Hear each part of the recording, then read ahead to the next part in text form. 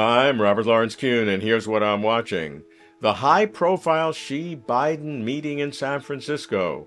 It is the most important diplomatic event of the year, surely for China and the U.S., arguably for the entire world. To establish a floor under Sino-U.S. relations, to ensure that relations will not continue to spiral downward, is a meaningful contribution for world peace and an essential prerequisite for world prosperity. President Xi noted that China and the U.S. are different in history, culture, social system, and development path. However, he said, the two major countries can overcome various difficulties and find the right way to get along based on mutual respect, peaceful coexistence, and win-win cooperation.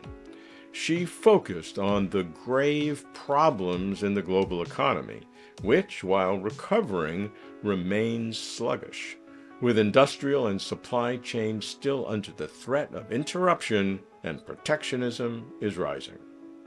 President Biden addressed President Xi personally. "I value our conversation," Biden said, "because it's paramount that you and I understand each other clearly, leader to leader, with no misconceptions or miscommunication. We have to ensure that competition does not veer into conflict." Biden front-loaded the critical global challenges we face, from climate change to counter-narcotics to artificial intelligence, which, Biden said, demand our joint efforts. China's foreign ministry called the meeting smooth, comprehensive, and in-depth. They listed 5 areas where the two sides have reached consensus.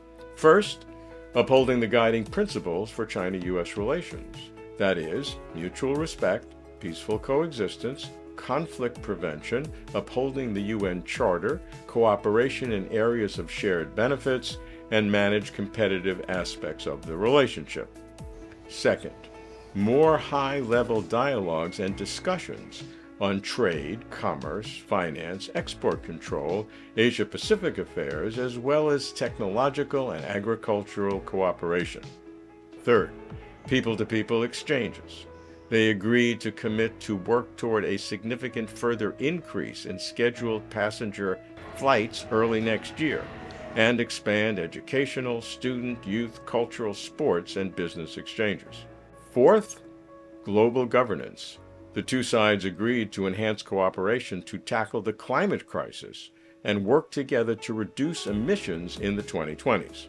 Fifth, restoring high-level military-to-military communications on the basis of equality and respect. They also agreed to form a working group on counter-narcotics cooperation. Speaking after the meeting at a rare press conference, Biden said the meeting with Xi was some of the most productive and constructive meetings we've had. He listed 3 specific agreements. First, counter-narcotics, by interdicting precursor ingredients and pill presses. Biden appreciated China's willingness to cooperate in controlling America's opioid crisis. Second, military-to-military communications. Direct contact for conflict de-risking will resume. Third, AI governance. Experts to address dangers of artificial intelligence. A pledge to renew climate cooperation, issued hours before their meeting, had set the proper tone. Biden stated the U.S.'s long-standing One China policy will not change, a critical Chinese red line, but he did not elaborate. Earlier, an unnamed U.S. official had said, "Nothing will be held back. Everything is on the table," which was a good sign for real progress. But we should not ignore what was not agreed. Biden said there was no agreement on the Russian war against Ukraine. There was no mention of any rollback in U.S. tariffs or sanctions blocking the export of advanced chip technologies. That Biden and Xi met at a private rural estate and shared a personal walk, highly visible for the whole world to see, symbolized, and not by accident, that Sino-U.S. relations were heading toward reset. That the meeting happened at all is the biggest takeaway. and it is not a trivial achievement given the prior sorry state of U.S.-China relations, its lowest in decades. Here is where I may differ from others who, no matter the meeting's good words and spirit, see the deep structural differences between China and the U.S. as foreboding future trouble. I see major commitments by two heads of state investing their personal political capital. At a gala dinner with U.S. business leaders, President Xi encouraged them to participate in China's huge market.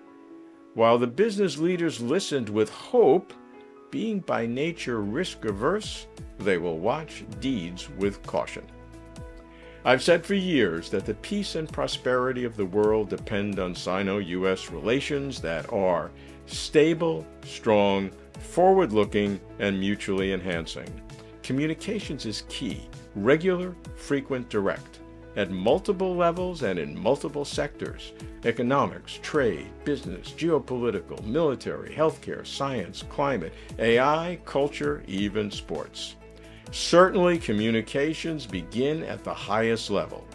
That's why, to me, the highlight of the meeting was Presidents Biden and Xi agreeing that, whenever needed, they will pick up the phone and call.